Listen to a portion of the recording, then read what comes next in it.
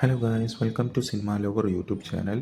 ഈ ആഴ്ചത്തെ OTT റിലീസുകൾ ഏതൊക്കെയാണെന്ന് നോക്കാം. ആദ്യമായി അർജുൻ അശോകൻ നായകനായ തലവര എന്ന സിനിമ ആമസോൺ പ്രൈമിലൂടെ ഒക്ടോബർ 29 സ്ട്രീം ചെയ്യുന്നതാണ്. അടുത്തതായി ധനുഷ് നായകനായ സിനിമയാണ് ഇഡ്ലികട, നെറ്റ്ഫ്ലിക്സിലൂടെ ഒക്ടോബർ 29 സ്ട്രീം ചെയ്യുന്നതാണ്.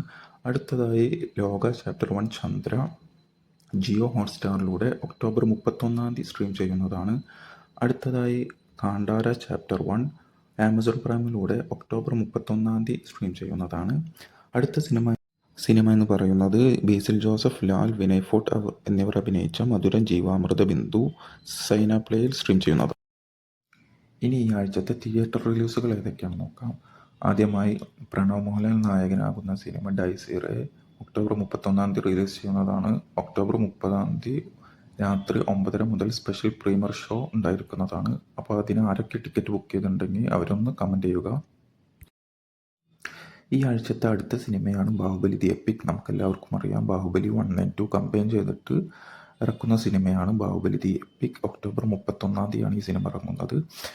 3 മണിക്കൂറും 44 മിനിറ്റും ഉണ്ടെന്നാണ് ഡ്യൂറേഷൻ ഉണ്ടെന്നാണ് അറിയാൻ കഴിഞ്ഞത്. നിങ്ങൾ ഈ സിനിമ കാണുന്നുണ്ടെങ്കിൽ ഒന്ന് കമൻറ്റ് ചെയ്യുക. ഈ ആഴ്ചത്തെ മറ്റൊരു തമിഴ് സിനിമയാണ് ആര്യൻ. വിഷ്ണു വിശാൽ നായകനാകുന്ന സിനിമയാണ്. ഒരു ക്രൈം ത്രില്ലർ സിനിമയാണെന്നാണ് അറിയാൻ കഴിഞ്ഞത്. ട്രെയിലറെല്ലാം പ്രോമിസിംഗ് ആയിരുന്നു. എങ്ങനെയുണ്ടെന്ന് നമുക്ക് വെയിറ്റ് ചെയ്യാം. മമ്മൂട്ടി, വിനായകൻ എന്നിവർ അഭിനയിക്കുന്ന സിനിമയാണ് കളങ്കാവൽ.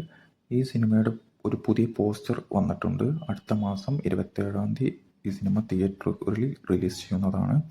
ഈ സിനിമയുടെ ട്രെയിലർ നമുക്ക് എത്രയും പെട്ടെന്ന് പ്രതീക്ഷിക്കാം. ഈ സിനിമ നിങ്ങൾ വെയിറ്റ് ചെയ്യുന്നുണ്ടെങ്കിൽ കമൻറ്റ് ചെയ്യുക. ദി ഫാമിലി മാൻ്റെ അടുത്ത സീസണായ സീസൺ 3 നവംബർ 21 ആമസോൺ പ്രൈമിലൂടെ സ്ട്രീം ചെയ്യുന്നതാണ്. സീസൺ 1 and 2 പോസിറ്റീവ് റെസ്പോൺസ് ആയിരുന്നു. സീസൺ 3 എങ്ങനെയുണ്ടെന്ന് നമുക്ക് വെയിറ്റ് ചെയ്ത് നോക്കാം.